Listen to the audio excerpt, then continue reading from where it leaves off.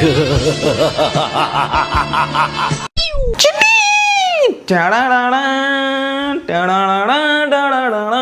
சிட்டு அப்படியே அடிச்சு ஓடணும் ட்ரெயினில் ஓடி வருவோம். சீன்லாம் நான் பார்த்து மிரண்டுட்டேன். அதுக்கப்புறம் அப்பா என்ன ஒரு சீன் அப்படி இருந்துச்சு எனக்கு அப்படியே விஷுவலாக. Wow, nice.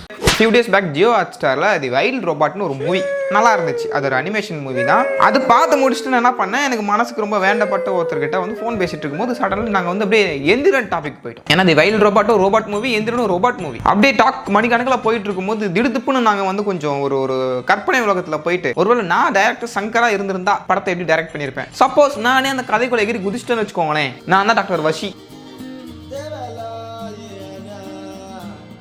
அப்படி இருக்கும் பட்சத்தில் நாம என்னென்ன விஷயத்தெல்லாம் பண்ணியிருப்போம், சிட்டியை வச்சு என்னென்ன அலப்பறலாம் நம்ம செஞ்சுருப்போம் அப்படின்னு சொல்லிட்டு கான்வர்சேஷன் ரொம்ப பயங்கரமாக பில்ட் ஆக ஆரம்பிச்சிது. அப்புறம் எனக்கு ஒரு சந்தேகம், ஒருவேளை நான் மட்டும்தான் அப்படி திங்க் பண்ணனா, இல்லை ஒருவேளை என்னை சேர்ந்த என்னை ஆதரிக்கும் என்னோட ஓஜி நண்பர்களும் அதே மாதிரி திங்க் பண்ணுறாங்களா அப்படின்ற ஒரு சிந்தனை வந்து எனக்கு தூங்க விடாமல் வந்து என்ன அப்படியே மைண்டுக்குள்ள ஓடிட்டே இருந்துச்சு ஃப்ரெண்ட்ஸ். எதுக்கு யோசிச்சுக்கிட்டு மறுநாள் தூங்கியது ஃபோனை எடுத்தேன், ஸ்டோரிலாம் போட்டு விட்டேன். ஹாய் காய்ஸ், நம்ம எல்லாருமே 2010ல் வந்த எந்திரன் மூவி பார்த்துருப்போம். நம்ம தலைவர் நடிச்ச ரோபோட் மூவி. எனக்கு என்னன்னா, சப்போஸ் அந்த மூவியோட டைரக்டரா நீங்க இருந்திருந்தீங்கன்னா உங்களுடைய கற்பனையில படத்தை எப்படி எடுத்திருப்பீங்க? சப்போஸ் நீங்க டைரக்டரா எடுத்திருந்தா, அப்படி இல்லைன்னா அந்த படத்துல வர வசி கேரக்டரா இங்க இருந்தீங்கன்னா, அந்த சிட்டி ரோபோட்டை கிரியேட் பண்றல டாக்டர் வசி, அப்படி அந்த ஒரு கேரக்டர்ல இங்க இருந்தீங்கன்னா சிட்டிக்கு இன்னும் என்ன விஷயங்கள் ஆட் பண்ணிருப்பீங்க, இன்னும் என்னென்ன நீங்க செஞ்சிருப்பீங்க, எப்படிலாம் வந்து நீங்க சிட்டி உருவாக்கிருப்பீங்க அப்படின்றத சொல்லுங்க. ஒண்ணு நீங்க டைரக்டரா என்ன பண்ணிருப்பீங்க, அப்படின்னா டாக்டர் வசியா என்ன பண்ணிருப்பீங்க. உங்களிடம் சிறப்பான பதில்கள் நான் எதிர்பார்க்கிறேன். இது நடந்ததா பெரிய விஷயம் இல்லை நண்பர்களே. இதெல்லாம் நடந்து முடிஞ்சதுக்கு அப்புறம் என் உடல்ல இருக்கிற எல்லா உறுப்புகளையுமே உழுக்கிற அளவுக்கு ஒரு விஷயம் நடந்துச்சு. நான் அந்த வைல்ட் ரோபாட் மூவி பார்த்தது, அப்புறம் என் மனசுக்கு நெருக்கமானவங்க கிட்ட தி எந்திரன் மூவி பற்றி பேசிட்டு இருந்தது, அப்புறம் அது எவ்வளோ நேரம் பேசணும், எதை பற்றிலாம் பேசணும் அப்படின்றது எல்லாமே இந்த மெட்டா தாய்வழி ஒட்டி கேட்டான். அவன் சும்மா இருப்பானா, யூடியூப் ஓப்பன் பண்ணால் அதுக்கு ரிலேட்டடான மீம், இன்ஸ்டாகிராம் ஓப்பன் பண்ணால் அதுக்கு ரிலேட்டடான ரீல், இப்படி எங்கே போனாலும் அடுத்த ஒரு 2 நாளைக்கு அதுக்கு ரிலேட்டடாகவே சம்மந்தமாக அனுப்பிச்சிட்டு இருக்கான். எனக்கு ஒரே ஆச்சரியம். நானும் அந்த டாப்பிக்கை எப்படியாவது மறந்துடணும், அதை மறந்துட்டு எப்படியாவது நான் மூவ் ஆன் ஆகணும்னு நினைக்கிறேன். உன்னை விடுவேனா அப்படின்ற மாதிரி லைக் நான் வேணாம், அது வந்து ரொம்ப டாக்ஸிக்காக போக ஆரம்பிச்சிருச்சு. சிட்டிக்கு இதை ஆட் பண்ணலாம் அதை ஆட் பண்ணலான்னு சொல்லிட்டு நான் வந்து இல்லை வேணாம், நம்ம வந்து ஒரு நல்ல ஒரு பாதையில் போயிட்டுருக்கோம், நம்ம அது மாதிரிலாம் யோசிக்கக்கூடாதுன்னு சொல்லிட்டு நான் என்ன பண்ணேன், ஓகே ஃபைன் நான் விடலன்னு நினைக்கிறேன். விட்டுற மாதிரி இல்லை, இன்ஸ்டா ஓப்பன் பண்ணால் அவன் ஒரு மாதிரி அனுப்புகிறான், யூடியூப் ஓப்பன் பண்ணால் அவன் ஒரு மாதிரி அனுப்புகிறான். எனக்கு ரெண்டுத்தையும் பார்த்துட்டு எனக்கு வந்து சும்மா இருக்க முடியல. எனக்கு வந்து எப்படி இருக்க முடியும்? நமக்கு ஆக்சுவலி சும்மா எல்லாமே சில விஷயங்கள்லாம் அனுப்புனாங்க, அவ்வளோதான். இப்போ நம்ம அதை வச்சு வீடியோ ஸ்டார்ட் பண்ண போகிறோம். பட் அதுக்கு முன்னாடி நான் பார்த்த மீம்ஸ் உங்களுக்கு காட்ட போகிறேன். மின்னல் தன்னா நின்று ஐசிக்கு ஐசி வைக்காதே, புயலெல்லாம் ஓசை புயலெல்லாம் ஓசை, ரோபோவை போப்போ என்னாதே, அறிவேன் முன்னூலை திருடுகிறாய், உயிரோடு ஒன்றுகிறாய், நீ முடித்த வெச்சம் எதுவோ அதுவே நான், என் பெயரை சொல்லும் பெருமை சொல்லுது கடலும் கடலும் கை தட்டும். உங்க பொழப்பு கெடுக்க மாட்டேன், பொழைச்சு போங்க. நினைவு தெரிஞ்சதுக்கு அப்புறம் இந்த ஓஎஸ்டி, இந்த மியூசிக், இந்த ஹார்ட் இருக்குல்ல, அதுதான் நான் கேட்க ஆரம்பிச்சப்போ ஏஆர் ரஹ்மான் வந்து ஒரு நாள் எந்திரன் படத்தோட பிஜிஎம்லாம் கேட்டுட்டு இருக்கேன். ஏஆர் ரஹ்மான் சார் வந்து படத்தோட எண்டில் வந்து ஒரு பிஜிஎம் ஒரு கம்போஸ் பண்ணியிருப்பாரு. அப்போ வந்து அந்த ரோபோட் சொல்லுவான், நான் சிந்திக்க ஆரம்பிச்சேன். அப்போ ஒரு பிஜிஎம் வருங்க, அப்படியே எஸ்பிபி வாய்ஸ் சவுண்டில் வரும் பாருங்க. தயவு செஞ்சு இண்டஸ்ட்ரி விட்டு நீங்கள் அவுட் சைடில் போக மாட்டீங்க ரஹ்மான் சார். அப்படி போகிறதுக்குள்ளே எந்திரன் மாதிரி இன்னும் ஒரு 10 ஓஎஸ்டி கொடுத்துட்டு போயிருங்க. சிட்டி சிட்டி போய் இந்த டிவியை போடுப்பா.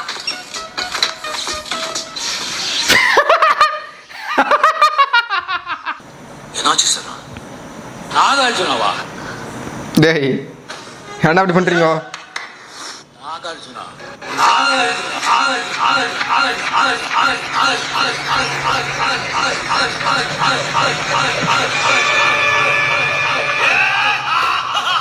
City brain rod version 3.0. எடா பாவீங்களா? ஓய் இதோ பயங்கரமான சீன் படத்தில் அல்டிமேட்டாக இருக்கும், செம்மையாக இருக்கும். கை துப்பாக்கி ஹேண்ட்மேட் நல்லா இருக்கா? இந்த எங்க சுடலாம்? என்னை அழிக்க நினைக்கிற டேய் டேய் டேய் ஏன்டா டேய் இதயத்தையா? ச்சே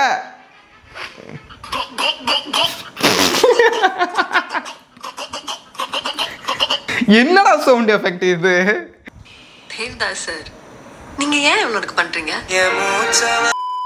name this movie wrong only answer. ஓகேவா? அப்போ இதுதான் அந்த கேமோட இதுவே. நாம போய் கமெண்ட்ஸில் பார்க்கலாம். எந்திரனுக்கும் எந்திரிக்கும் அழகிய குட்டியும் மகாபத்தான செட்டியும் சனாவும் இரும்பு சாமானும் கருப்பு காடு இரும்பு ராடு சிட்டியும் குட்டியும் வெள்ளத்தோடு உலோக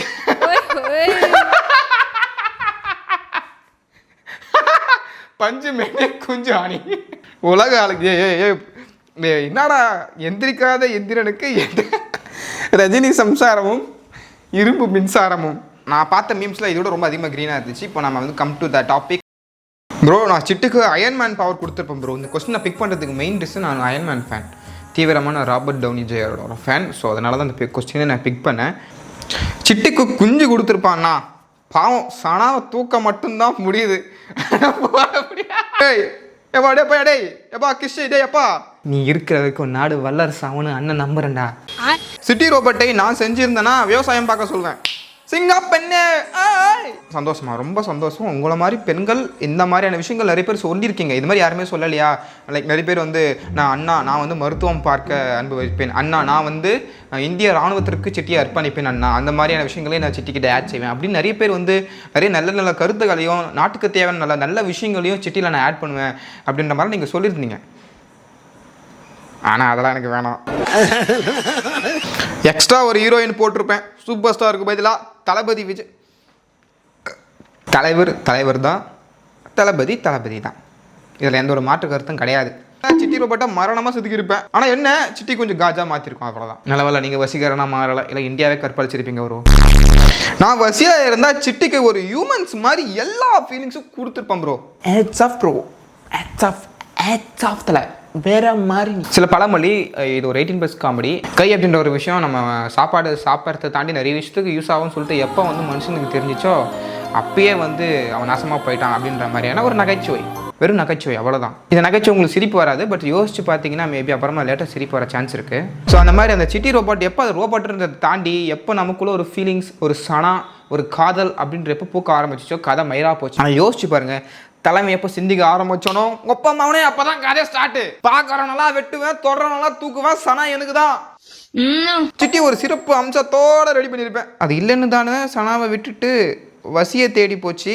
ஆனால் அந்த எக்ஸாக்டான பாயிண்ட், நானும் என் மனசுக்கு நெருக்கமானு ஒருத்தர் சொன்னல, அவங்க கூட ஃபோனில் பேசிகிட்டு இருக்கும் போதும் இந்த எக்ஸாக்டாக இந்த பாயிண்ட்டை நான் மார்க் பண்ணவே தான் கான்வர்சேஷனே ஸ்டார்ட் ஆயிடுச்சு. இந்த விஷயத்தை நாங்கள் அன்றைக்கி ஸ்டார்ட் பண்ணனா இன்றைக்கி இந்த வீடியோ இங்கே இருக்காது. அதுக்கப்புறம் தான் எனக்குள்ள ஒரு பயம், நாம் ரொம்ப அநியாயத்துக்கு ரொம்ப ஓவராக மோசமாக ரொம்ப கேவலமான ஒரு மென்டாலிட்டியோட சுற்றிட்டு இருக்கோமோன்னு தோணுச்சு. பட் நல்லவேளை நான் மட்டும் அப்படி இல்லை, ஊரில் எல்லாருமே அப்படி தான் இருக்காங்க.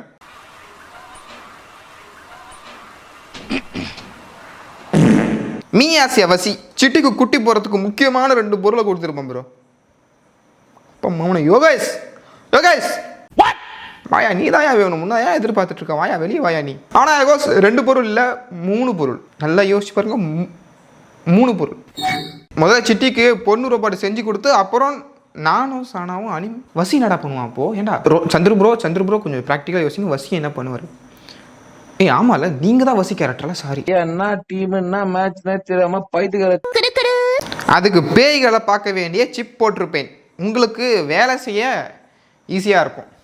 நகைச்சுவை வேணாம், காமெடி வேணாம். இந்த தருணத்தில் தயவு செஞ்சு நான் கேட்டதுக்கு மட்டும் ஆன்சர் பண்ணுங்க. நகைச்சுவை ஃபன்னு வேணாம். அண்ணா, நான் டைரக்டராக இருந்திருந்தா சிட்டியை வச்சு வசியை கொண்டிருப்பேன், சனாவையும் கொண்டிருப்பேன். சரிங்க ஸ்ரீதர், சிட்டியும் கொண்டுட்டு சனாவையும் கொண்டுட்டு அப்புறம் என்ன பண்ணியிருப்பீங்க? அதுதான் என்னோட கேள்வி. கேட்டதுக்கு மட்டும்தான் பதில். பேரவைத் தலைவர்களே, நாங்க என்ன கேட்டோமோ அதற்கு மட்டும்தான் பதில். ப்ரோ, அந்த மூவி டைரக்டராக நான் இருந்தால் மூவி நேம் ஃபீல் கொஞ்சம் எறும்பு கொஞ்சம் இன்னும் என்ன ஆட் பண்ணணும்? இதுக்கே இவ்வளோ ஆட்டம் போடுற அந்த சிட்டி. அதான் சொல்லுவாங்கல்ல, உனக்கு ஒன்றுமே இல்லை, இதுக்கே நீ இவ்வளோ இருக்குதுச்சு ஆட்டம் போடுற. உனக்குலாம் இன்னும் எல்லாம் வாக்கி வச்சுருந்தாங்கன்னா அவ்வளோதான், நீ விண்ணுக்கும் மண்ணுக்கும் தாம் தை பரதம். அந்த மாதிரி தான் நான் வசீகரனா இருந்திருந்தேனா சனாவை பண்ணியிருப்பேன் ப்ரோ. பட் உங்கள் நேர்மை எனக்கு ரொம்ப பிடிச்சிருக்கு. சிட்டிக்கு குஞ்சு வச்சுருப்பேன். அவனை மாதிரியே ஒரு பொண்ணு ரோபாவை கிரியேட் பண்ணி நான் சிட்டிக்கு குஞ்சு ஒன்றா வச்சுட்டிங்க, ஃபைன். இப்போது சிட்டியை மாதிரியே ஒரு பொம்பளை ரோபோ கிரியேட் பண்ணுறீங்க. அந்த ரோபோவை நீங்கள் கூப்பிட்டு போயிடுன்னு சொல்கிறீங்க. அப்புறம் சிட்டிக்கு எது குஞ்சை வச்சிங்க? அப்போ சனாவையாடா நார்மலாக டிவியை போடுறதுனாலே தூக்கி போடுறவன்டா. சனா செத்துருவாடா. மியூசிக் சாய் அபேங்கர். தொட்டான பட்ட சனா வெடிக்கிற 10,000 வாலா ஹே சுட்டனா புல்லட்டானா தேடிக்கிறவன் கோனை சாணி ஆயா போலா. ராகுல் ஹீரோவை போயிட்டு இருப்பேன். என்னெல்லாம் ஹீரோ போட்டிங்கன்னா நடக்கிற கதையே வேற. நான் டைரக்டராக இருந்தால் சிட்டி சனாக்கு மேரேஜ் பண்ணிவிட்டு அவங்க பேபி ராகுல் ராபர்ட்டா வர வச்சிருப்பேன். ராகுல் ராபர்ட்டா. ஓ நீ அப்படி வரியா? ஓகே, அந்த குழந்தையோட பேர் வந்து ராகுல் ராபர்ட். அதாவது சிட்டிக்கும் சனாக்கும் மேரேஜ் பண்ணி வச்சிருவாரு. அதுக்கு ஒரு குழந்தை பிறக்கும், இரும்பு குழந்தைன்னு வச்சுக்கோங்களேன். எல்லாமே இரும்பால செய்யப்பட்டிருக்கும். தகதகன்னு இன்னும் ஜொலிக்கும் அப்படியே. ஆனால் நான் குழந்தையால பிறந்ததுன்னா நான் பண்ணுற அளப்பெல்லாம் கதையை வந்து அடுத்து கொண்டே போக முடியாது. அந்தளவுக்கு ரொம்ப பயங்கரமாக பிளாஸ்ட் தான். ஜெகானாவோட கற்பனை திறனுக்கு ஒரு எல்லையே இல்லாமல் போயிட்டுருக்கு. சிட்டிக்கு ஹைட்ராலிக் பாருங்களேன். ஹைட்ராலிக்னா தெரியுமா? லைக் நம்ம வீட்டு இப்போ பெஸ்ட் எக்ஸாம்பிள் இந்த டிராக்டர்லாம் இருக்குல்ல, அந்த டிராக்டர்லாம் மண்ணு கொட்டும். அது வந்து நார்மல் இல்லை, அது கீழே வந்து ஹைட்ராலிக் வச்சுருப்பாங்க. ஹைட்ராலிக் கேஸ் சிஸ்டம் வச்சுருப்பாங்க. அதோட இதுதால தான் வந்து அதை ஈஸியாக தூக்கி கொட்டும். ஸோ அது வந்து ஹைட்ராலிக் வந்து இங்கே வச்சுருப்பாங்களாமா. யாரா நீ இவ்வளவு டேலண்டட் ஆகுற? சாவுற நேரத்தில் கூட குபீர்னு சிரிப்பு வர மாதிரி ஜோக் அடிக்கிற. ஸோ அதான் கைஸ், நான் அடுத்த ஒரு வீடியோவில் உங்களை மீட் பண்ணுறேன். வேறு ஏதாச்சும் உங்களுக்கு ஏதாச்சும் தோணுச்சுன்னா கீழே மறக்காமல் கமெண்ட்டில் லீவ் பண்ணுங்கள். இல்லை டிஸ்கிரிப்ஷனோட மெயில் ஐடி இருக்குது, அந்த மெயில் ஐடிக்கு வந்து ஏதாச்சும் டைப் பண்ணி அனுப்பிச்சி விடுங்க கண்டென்ட்டு. நான் கண்டிப்பாக வீடியோ மேக் பண்ணுறேன். இது வந்து ஸ்டூடியோலாம் கிடையாது, இங்கே வச்சு எடுக்க நல்லா இருக்குது, அதனால இங்கே வச்சுட்டேன், அவ்வளோதான். ஸோ ஓகே கைஸ், அடுத்த ஒரு வீடியோவில் மீட் பண்ணுறேன். டாட்டா பாய்.